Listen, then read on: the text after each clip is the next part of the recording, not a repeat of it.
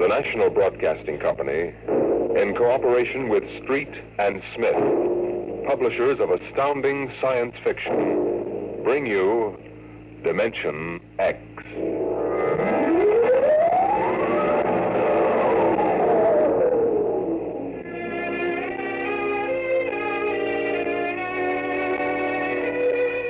My name is Donald Hasten, private investigator. Maybe you heard about me. I cracked the Turner kidnapping back in 1946. It wasn't very hard. I paid off a few stool pigeons and went right to the hideout.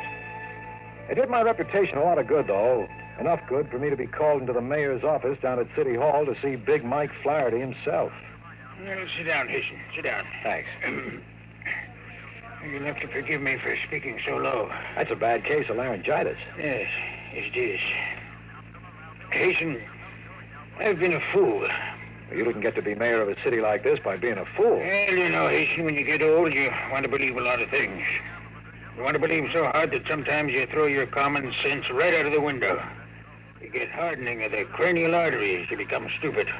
Well, what's the pitch, Mr. Mayor? You didn't call me in to discuss the philosophy of growing old gracefully. Hasten, I want you to do some investigating for me. Naturally, it must be confidential. This is a confidential business. All right. Yesterday, a man came into this office and sold me a vial of radioactive water that he called the elixir of life. It's supposed to cure you of any disease and keep you healthy enough so you live 100 years. It's none of my business, Mr. Mayor, but how much did you drop on this gold brick? It's about $50,000. You don't seem the type somehow. Come a little closer, Hasten. I'm going to tell you something my political opponents would give their right arms to know. This isn't laryngitis. It isn't? It's inaccessible for surgery. X-rays would be dangerous. How much time I have left, I don't know. But I live like a man who's going to the chair. Hasten, if I want a vacation, I pack up and go. If I want a drink, I take one. If somebody comes to me with a vial of liquid and says it'll keep me alive, I think twice before I throw him out as a crackpot. What do you want me to do, get your money back? No, the money isn't important. You mean if the loyal opposition got hold of the story, they could use it against you? That's part of it, Hasten. However, you don't have the whole picture yet. Shortly after I bought the stuff, I received an anonymous phone call. I was warned not to take it. I was told it was poison and would kill me in a matter of seconds. Ah, the plot thickens. Now, you can appreciate my position. I feel like a man who can either save his life or destroy himself by taking that stuff. Well, the phone call might be a hoax. Yes, and so might the elixir of life. Yeah, very likely. What do you want me to do about it? Investigate the man who sold it to me. Find out who's behind him, what he knows, where he goes. Nothing else, I want that 50 grand back. What's in it for me? $1 grand. If he's on the level. 10% if you get the dough back. Deal? Deal. Here's the vial. And here's his card. Uh-huh. Arthur C. Lehman, longevity expert, 45 Billings Court. Okay, Mr. Mayor, you got yourself a boy. Good. I'll leave your working name and phone number with my secretary. I'll have her send you a check. Right, I'll call you.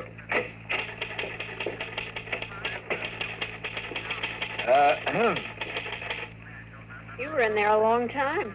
How'd you make out? Swell. I bought the outer drive for only $10 and the cost of mailing. That's kind of high. Last week we were selling it for only $5. I'm sorry. I've been listening to too many detective programs. It isn't polite to stare. I was just wondering what your name was. Sign on the desk says Katharina Cooper. I'll call you Kathy. Oh, I'm supposed to leave my name and phone number. Go ahead. The name is Donald Hasten.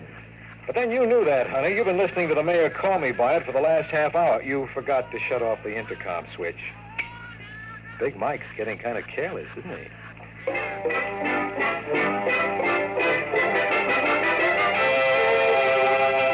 The look on her face said she was feeding me to the vultures piece by piece. I left my card and walked out. By the time I got home, it was dusk. It was the time of early evening when every bachelor wishes he wasn't one, especially after meeting a girl like Kathy. The phone began to ring just as I put my key in the latch. I made it on the fourth ring. Hello? Is this Mr. Donald Hastings? I live alone and don't like it. Were you expecting someone else to answer? This is a warning, Mr. Hastings. Don't touch your bed. I'm sorry, but I don't like to sleep on the floor. The joys of being a private detective. Oh, hello, Jocko. How's my boy? That's a good boy. Oh, Jocko, be glad you're not a private detective with all kinds of crackpots calling you up and trying to get your goat. Nice boy. Sometimes I wish I had shaggy ears like you so I couldn't hear them. Come on, boy, come on. In the bedroom for a change or something comfortable. What's the matter, boy? You want to go out? Well, you just wait until I sit down here and get these shoes. Hey there, don't jump on that bedspread. Now, you know better than that. Jocko! Jocko! Oh, God.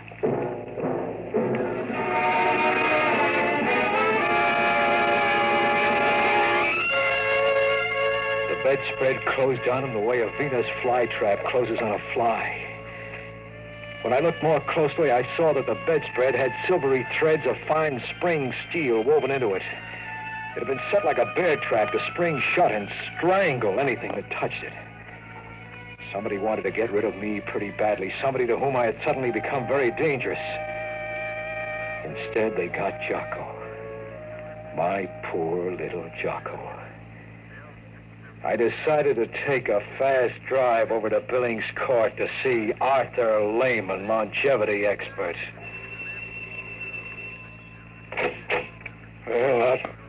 I'm looking for Mr. Lehman's office. I'm the janitor. You didn't need to explain. He isn't in. Mr. Lehman isn't in. I just said I was looking for his office. Oh, a detective. No, I'm really a vacuum cleaner salesman. I just had these credentials printed up for fun. Here, buy your wife a muskrat coat. I can't take any money. I'll just keep this till it's spent. What floor is it on? Up those steps, rear. Thanks.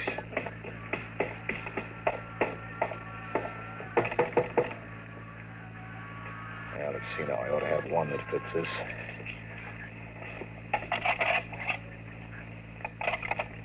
There we are. Now, there should be a light switch somewhere. Let's see if I can... Perhaps I can be of assistance. Looking for someone? Mr. Lehman? Yes. The janitor told me you weren't in, so I... You picked the lock. Yes, I hope you don't mind. Not at all. If you'd put down the gun. I like to hold it. It gives me a feeling of power. Now, Mr. Hasten. Mr. Hasten, if you will tell me just who you are and what you're doing here. I couldn't sleep. My bed had a dead dog in it. I thought I should consult a health expert. Who sent you? Nobody sent me. I'm like Topsy. I just growed. I'd like to keep on growing, Mr. Lehman. I don't like people trying to kill me. And I don't like people killing my dog. What makes you think I would try to kill you? Just a hunch. If I really wanted to kill you, I could do it right now, perfectly legally, since you broke in here. That'd be hard to prove. Fortunately for you, Mr. Hasten, I don't have the faintest interest in trying to kill you. On the contrary, it was I who telephoned and warned you about that bed. You know about that phone call? I ought to. I made it.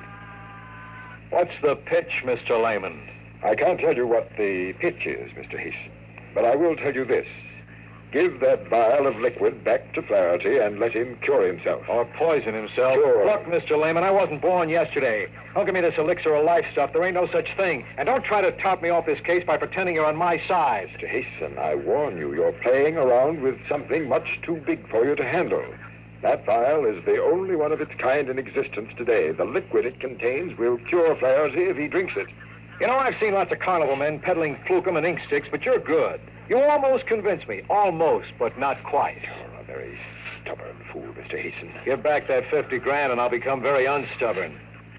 I have a suggestion. I'll bet you do. Why don't you siphon off the tiniest drop of that elixir and have it tested on, say, a rabbit? Then, if it's non-poisonous, you can go back to Flaherty and have him drink it. And while we're proving it's Carmel water, you're on a fast boat to outer Mongolia with 50 G's. Come with me. Where to? A reputable biological laboratory, any one you choose. Suppose I don't want to play. Then I'll kill you. You will feel my gun against your side, so don't try anything. Shall we go? Before we do, just one thing. Well, If you didn't try to kill me, who did? who else knew about it? Nobody. Nobody except Flaherty, you, me, and Flaherty's secretary. Shall we go, Mr. Hasten?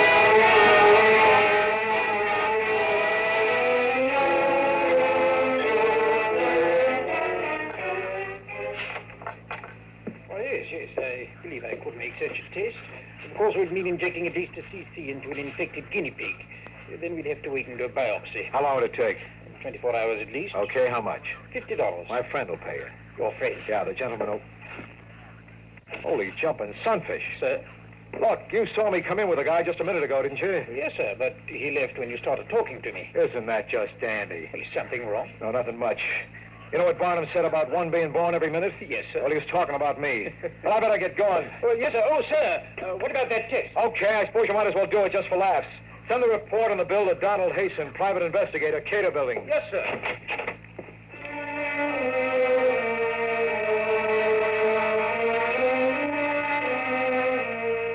I knew there wasn't much point in going back after Lehman. He was probably well on his way by this time. It was an all-around phony story from beginning to end. But still somewhere, hanging around the edges of my brain, was a funny kind of hunch. If Lehman had wanted to kill me, then who called me up to warn me? Lehman himself? Why? It didn't figure. I stopped to look up an address in the phone book, and then I invested 10 cents.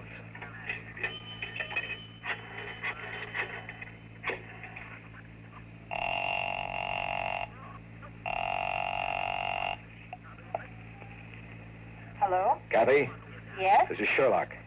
Oh, I'm glad Glad? that you called. I wanted to apologize to you for eavesdropping this afternoon. Why don't you do it over a cup of coffee? I have to talk to you. It's very late. Well, sleep late tomorrow, please. All right. Well, I meet you. There's a coffee shop near your place. I'll be there in 15 minutes.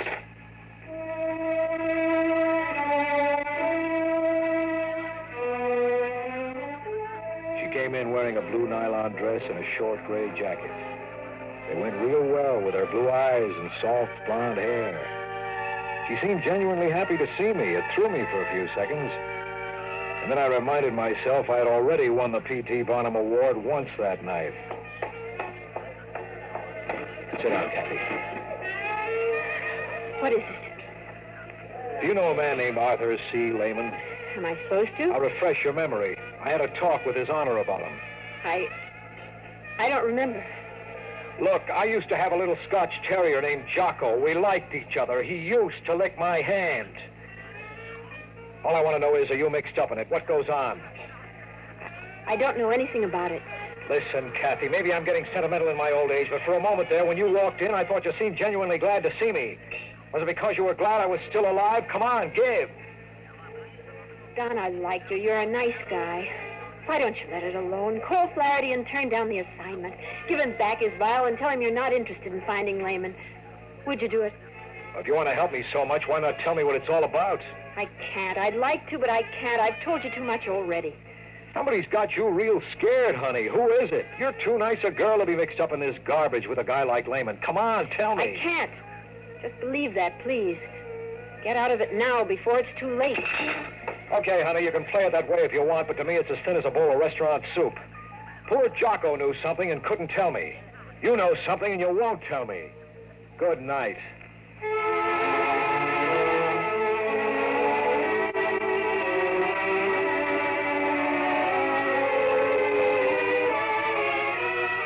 I didn't go home. I spent the night in a local YMCA, and I didn't sleep very well. It went around and around in my brain like a squirrel in a cage, but it didn't add up to anything when it came out. In the morning, I went straight to my office and locked myself in with a bottle of gin. By 10 o'clock, I had decided to quit the job, but before I could call Flaherty and tell him, the phone rang. Go ahead. Mr. Hasten, You got it. this is Dr. Gregory of the Bayside Biological Laboratory. If you want the It money... isn't about the money. What's up? Mr. Hasten, do you have the formula for that serum you gave me? No, I know a guy who might, but he's in outer Mongolia by now. Why? Well, I've never seen anything quite like it. I don't know if it was just a freak of fate or What not. happened? Well, that pig, that diseased guinea pig, Mr. Hasten, well, it completely recovered in 12 hours. Not only that, Mr. Hasten, but there is not a trace of the malignancy. That pig looks healthy enough to live another 100 years.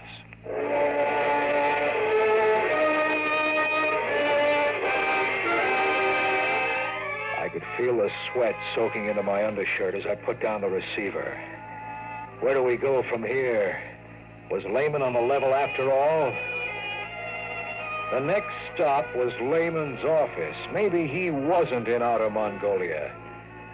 It was noon before I got there. The same janitor was on duty in the same dirty lobby. Hello there. Hi. You want something? Lehman. Who? Lehman. Never heard of him. Now, wait a minute, Junior. You remember me. Last night, $5, rear office, first floor. I don't know what you're talking about, mister. Oh, you want another 5, huh, Junior? Well, this time I don't buy. Get out of my way. Now, listen, mister, I can't let you just walk into that office. I'll try to stop me if you want to work tomorrow. But there's nobody in there. That office has... We'll see about that, Junior, right now. Holy mackerel. I told you, mister.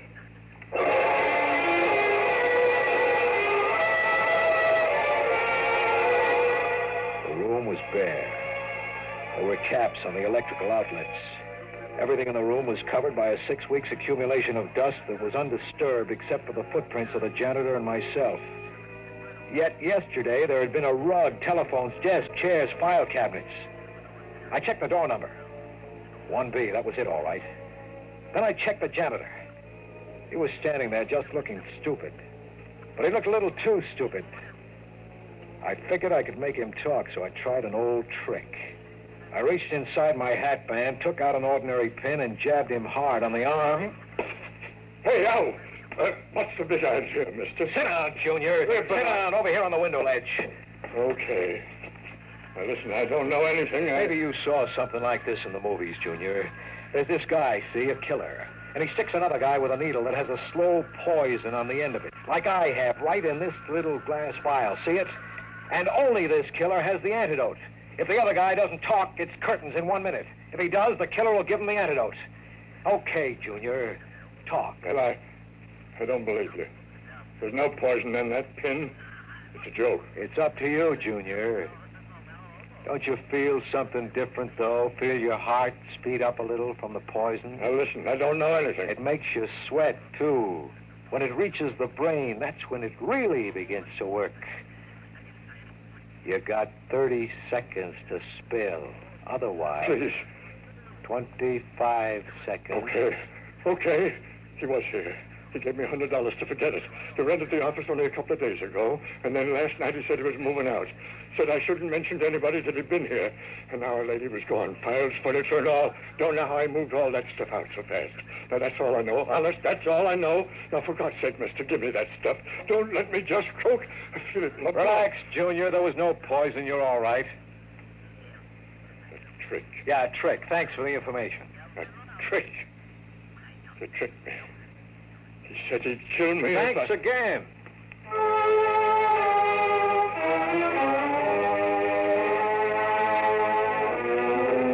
There was Mr. Hasten again, right back on the horns of ye old dilemma. The only thing I knew for sure at this point was that the serum was apparently not poisonous. And since my client was most concerned with that, I made my next stop the office of His Honor, Mayor Big Mike Flaherty. I had the vial in my coat pocket. Hello, beautiful. Oh. I want to see His Honor. He isn't in. I'll go into his office and wait. You can't. But I can. Come on in. I want to talk to you anyway. Please. Come on. Shut the door, huh? No? Okay, I'll shut it. Now sit. Okay, baby. Let's have a heart-to-heart conversation. I see you didn't listen to my warning. No, I didn't. What's more, I found out that this Lehman character is on the level about the serum. It works. You found that out, too. That's right. It leads me to an interesting conclusion, Kathy. Namely, that you're the one who tried to booby-trap me. All right. Have it your way. What do you intend to do? Well, first, I'm going to give Flaherty that serum and let him cure himself. You mustn't do that. Why not? I can't tell you, but you mustn't. Down in a few minutes, Mike Flaherty will be here. Before he comes, I'll have to ask you to give me that serum. Try again. I don't hear so good. Maybe you'll hear this. It works, too, so don't try anything. Well, so now it comes out. Okay, Kathy, if you want to play that way, go ahead. Give me that serum. Why don't you shoot? I warn you, I may have no choice. Give it to me. Pull the trigger, baby. You're weakening. Don, please, don't make me kill you. Please. What is it, baby? True love or just weak in the knees? Oh, You better hand me that gun. oh, Don, what can I do? I'm so mixed up. Yeah, that's better. Now, what is it, Kathy? You're no killer. Tell me what's going on here. Maybe I can help you. You gotta trust me. No, I can't, Don. Believe me. I want to, but it's against the prime injunction. The what? Oh, you wouldn't understand. There's no way I could make you understand. Only believe me, Don, because I love you. You mustn't let Lehman succeed in giving that serum to Mike Flaherty. The consequences would be unimaginable. You know, Kathy, if you had come to me and leveled right at the start, maybe we could have worked something out. Maybe I'd be listening to you now. But you're a little late because I just heard Big Mike come into the outer office. He'll be here in a second. Don't, please. Come in. How do you do? Lehman. I see she's been trying to get the vial from you, Mr. Hasten. I was afraid of that. I came over to make certain that Mr. Flaherty is permitted to drink the serum. Well, that's very noble of you, Lehman, but I don't quite understand it. You have your 50 grand. What do you care whether Mike Flaherty lives or dies? Mr. Hasten, if Mike Flaherty dies, the opposition candidate will win the next election. That means a new political party will come into dominance in this city. The next president will be a representative of that party. I am most anxious to see that that does not happen. The entire future of our country, indeed, the history of the world, would be affected by it. He's telling the truth, Don. But events must be allowed to take their normal course. Don't listen to her, Hasten. She's tried to kill you once. She'd do it again. You know I'm telling the truth about that serum. She wants to see Flaherty die. Go ahead, ask her. It's true, isn't it, Kathy? You want Mike Flaherty to die. You don't understand. Listen, I'm getting pretty fed up with being told I don't understand. Understand what? I understand that in the past 24 hours, somebody's tried to kill me. I understand that Lehman's serum will cure a guinea pig and probably a human. I understand that unless I'm completely insane, the entire contents of Lehman's office vanished in a few minutes. I understand that you two seem to be more concerned with some nonsense that's going to take place in the future than... Holy smokes. Oh, no, it's too fantastic. Just too fantastic to even think about. Something troubling you, Mr. Hasten? Perhaps I can help you. Perhaps you can, Lehman. I'm going to ask you just one question. Very well. When are you from? That does it, doesn't it, Mr. Lehman? I've guessed your game. I'm afraid you have, Mr. Hasten. I am, as you surmise, a traveler from the future. And since you've stumbled upon it, perhaps Miss Cooper here would like to fill in her part of the story. But before she does, up your hands, both of you. Higher. Don't move. I'll take that gun, Mr. Hasten. Now, Miss Cooper, you may enlighten our backward friend. Go ahead, Kathy. Both Lehman and myself are from the future, Don. Why didn't you tell me? I couldn't. The prime injunction to time travelers is never to reveal their identity. The penalty is death. Since you've guessed it as we feared you might, there's no point in trying to conceal anything further. Go on. Mr. Lehman's a fugitive from the era in which we live. Using one of our time machines, he came back to your time. And he sought to change things so that he'd be in a position of great power in the future. How do you figure to do that? If Flaherty lived long enough, he could dominate the political picture in America. You're almost right, except in one detail, Miss Cooper. Flaherty will not survive. He will live only long enough to gain a position of political dominance.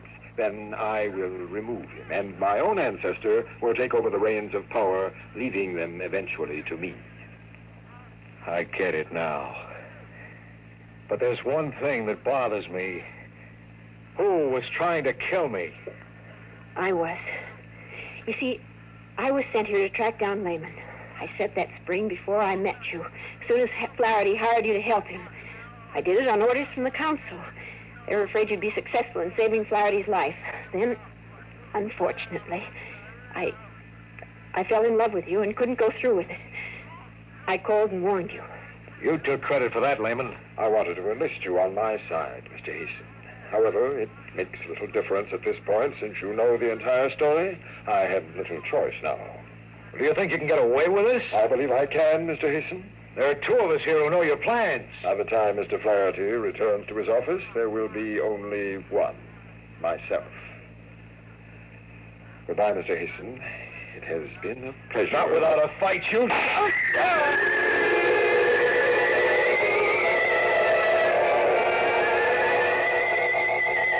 Not many people know how it feels to be shot in the forehead. I saw Kathy jump toward the desk and push a button I hadn't noticed before. I remember a thud as if I'd been sandbagged, and then watching in amazement as the crimson spread down the front of my shirt. Then there was a loud roaring noise and everything went black. I died. Don't try to move, Don. Don't move yet. It'll take a few minutes for you to feel like yourself. What? Holy jumping sunfish. I'm sitting in Flaherty's office. The blood. There was blood on my shirt, and it's gone now. Here, drink this.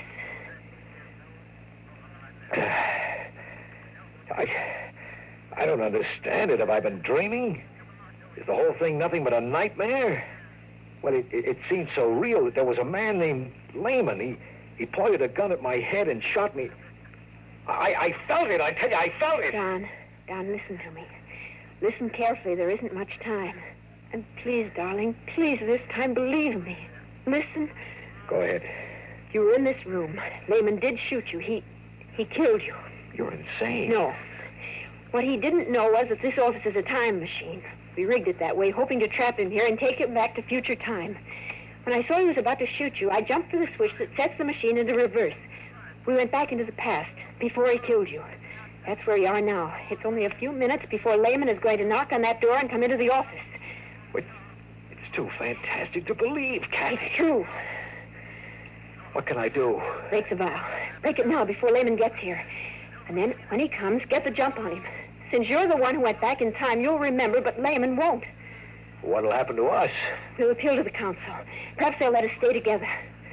I can't make my brain believe this, Kathy. You must, Don. Don, for our own sake, for the future's sake. Break the vial now. In a moment, it'll be too late. Well, I don't know, Kathy. Flaherty, his life depends on this little glass bottle. Don, please. It's Lehman. Don, you've got to decide now. Now, quick. Thank God. Come in, Mr. Lehman. We're ready for you.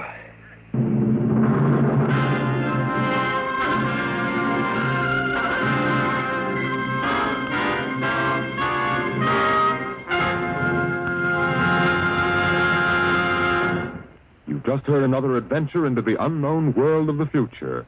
The world of...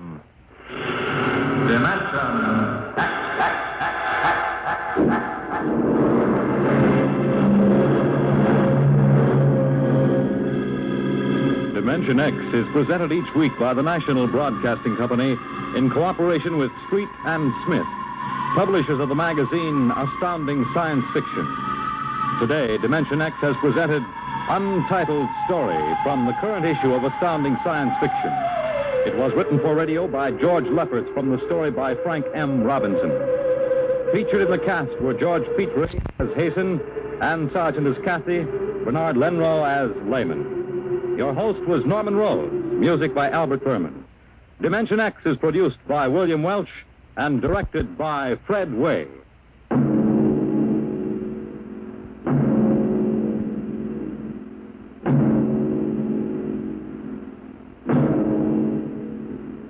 Dragnet, the story of your police force, is next on NBC.